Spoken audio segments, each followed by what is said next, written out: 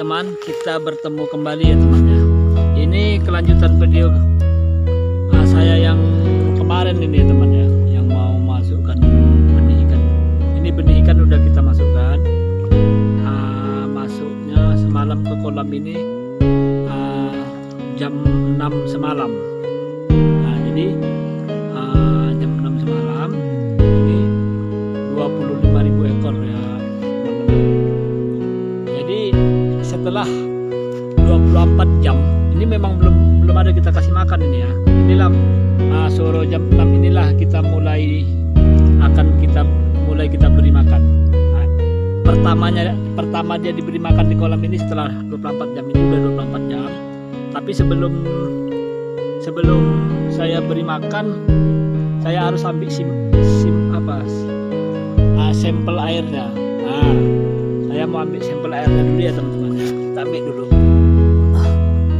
Kita membutuhkan sampel airnya karena sampel air ini sangat berguna nih, teman-teman.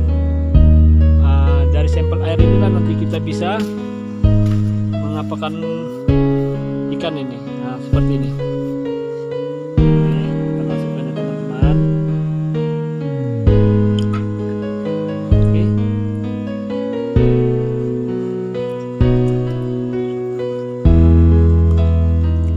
Begitu ya teman-teman.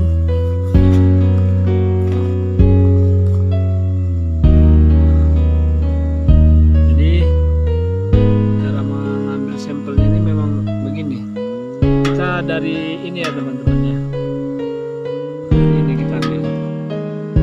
Oke, ini apa teman-teman ya? Ini untuk mengambil sampel air. Pakai amonia N3NH4, NH3NH4 dan nitrit NO2. Kita ambil dari sini ya teman-teman.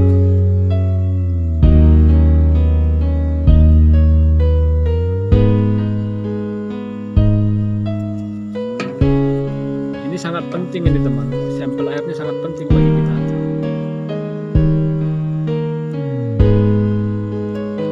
Karena dari sampel air inilah kita nanti tahu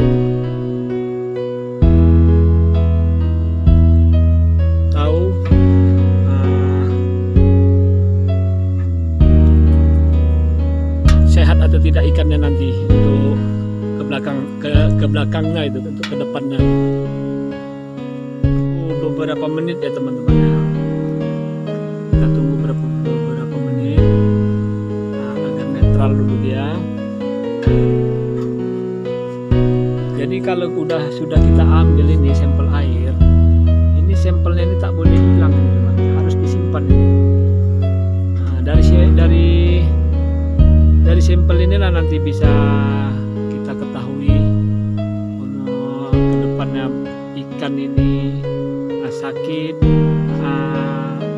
NO2 nya naik atau amonianya naik. Dari sini kita tahu nanti. Ini biar agak jelas ya teman-teman ya. Pindahkan kemari.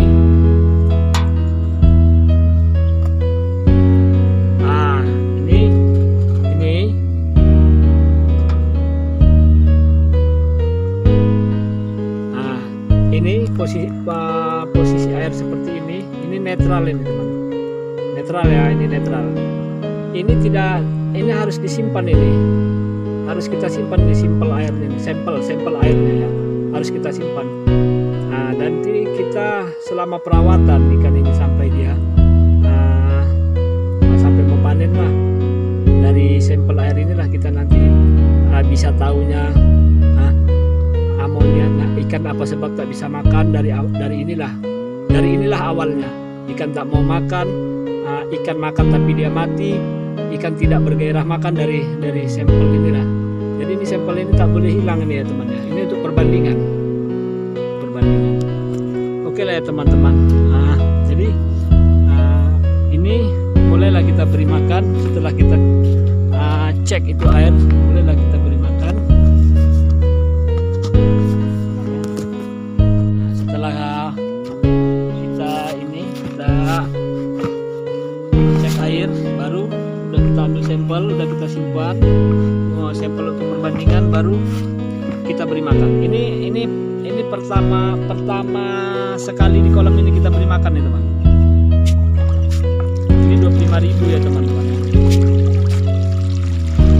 Nah, nampak teman sendiri kan, kalau air masih netral, masih sehat, dia makan seperti ini. Dia makan seperti ini. Nah, tapi apabila dia nanti di belakang hari dia makan tidak seperti ini, itu kita boleh periksa, kita lihat sampel air tadi, gitu. Kita bandingkan dengan sampel yang baru gitu. Nah, itu suatu cara lah untuk agar kita berhasil dalam budidaya ikan nila ini ya teman-teman ya. Jadi kalau biasa saya pakai bibit masih sebesar ini, baru-baru seperti ini, saya kipas itu angin belum saya hidupkan itu. Kenapa? Karena dia belum banyak menghabiskan oksigen ya. Dia pun belum ada mengeluarkan kotoran-kotoran seperti tai, sisa-sisa makanan itu belum ada ya. Dia masih kecil, masih basi apa ya. Tapi itu nanti ketika kita ada perubahan di sampel air itu tadi, dengan di sampel air itu ada perubahan dengan sampel yang baru, dengan pengecekan air yang baru, perlu juga mulai dihidupkan gitu. Jadi sebelum menghidupkan itu pun kita ada itu alat ya, ada alat untuk pengukuran oksigen. Nanti dalam 1 minggu lagi akan kita apa ini, kita ukur nih oksigen berapa persen oksigen. Kalau oksigen itu menipis, kita hidupkan lah itu mesin gitu ya, kita hidupkan mesin. Jadi untuk budidaya ikan nila ini sangat ini ya, sangat menjanjikan kalau ditangani dengan tepat. Saya dulu pun awalnya ini cuma hobi-hobi, tapi setelah saya dari pengalaman saya buat yang agak besar, alhamdulillah saya tak pernah mengecewakan. Yang penting kalau untuk budidaya ikan nila ini, satu kuncinya kita mesti teliti. Kecuali kalau kolam kita itu kolam irigasi ya, yang airnya senantiasa mengalir. Kalau di tempat saya ini tak bisa, memang sumber air itu tak ada sumber air itu di tempat saya yang bisa mengalir. Dia ambil airnya kan dari video saya yang telah lalu kan udah saya beritahu ke temannya, 1 kilo jaraknya dari sini.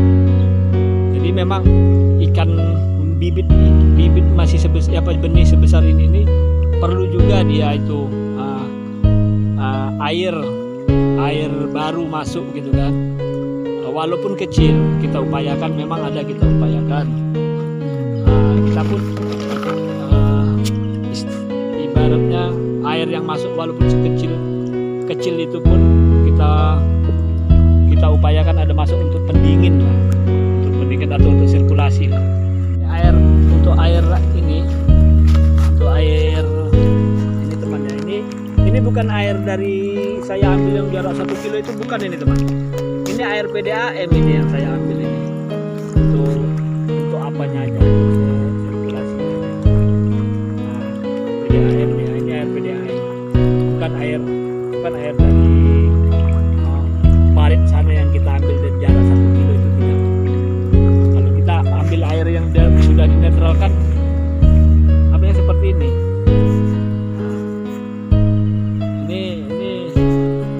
Tidak kita kasihkan ke benih ya.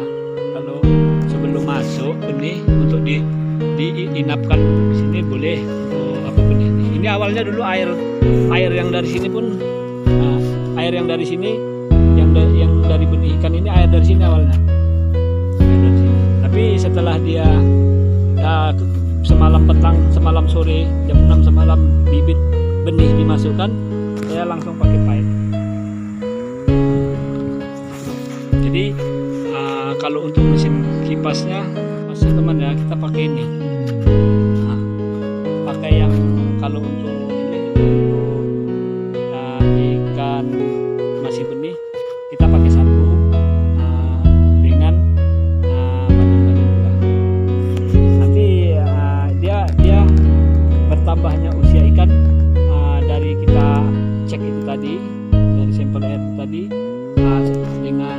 sampel air, sekalian cek oksigen. Itu ada alatnya nanti.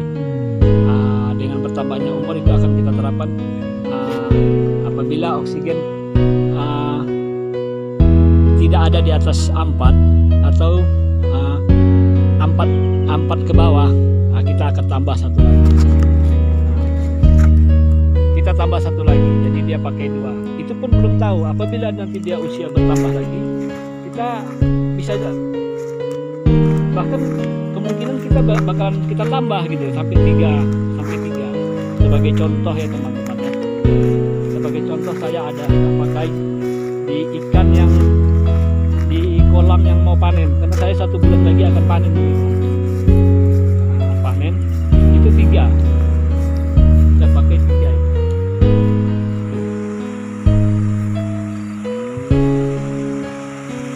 Dia teman ya, 3, saya pakai 3. Pakai 3. Itu tergantung air, tergantung permintaan air. Kalau airnya dia minta ya kita beri 3, kalau tak minta tidak kita beri. Ini sampel air tadi udah kita simpan ya teman. Itu tidak boleh hilang gitu. Nah, itulah dasar kita dari awal, sampel air itu tadi. Nanti dari situ nanti perbandingannya, dia bertambah usia, dari situlah kita ambil perbandingan. Nanti umpamanya di usia 1 bulan ada perubahan dari sampel pertama.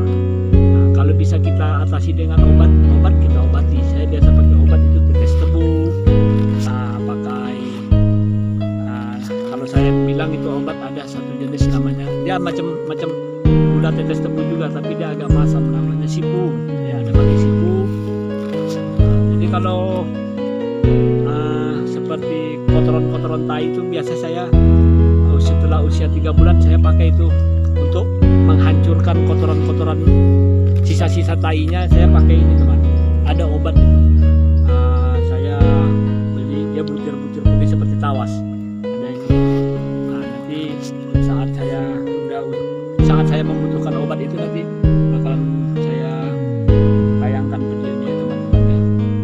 Nah jadi beginilah proses saya teman-teman. Kalau bibit setelah 24 jam, sebelum saya beri makanan, pertama sekali mau diberi makan, saya ambil sampel air dulu. Dengan sampel itu nanti itu menjadi pegangan karena ini ikan harus dirawat betul, dicek betul, karena ikan ini air. Apabila air itu berubah dari pertamanya, itu berpengaruh pada ikan itu sendiri, seperti dia tak mau makan, tak bergairah. Kita memang ikan ini harus bergairah. Ikan harus kuat makan supaya cepat besar, supaya cepat panen. Bagaimana caranya? Maka dirawatlah betul-betul, atau bagaimana dikatakan ya, dirawat betul-betul, dibikin dia macam mana supaya kita itu berhasil. Jadi ini memang betul-betul apa ya teman-teman, memang betul-betul usaha kita, karena mungkin saya memang disinilah kehidupan saya. Walaupun dulu dari awalnya saya belajar terus belajar, dan alhamdulillah saya bisa. Jadi bagi teman-teman yang punya usaha seperti saya ini, mesti pelajarilah bagaimana caranya supaya kita berhasil. Oke, udah. Jadi bagi teman-teman yang ingin komen, boleh komen, akan saya jawab, dan dukung terus channel saya agar berkembang. Kita berbagi ilmu untuk masa depan kita.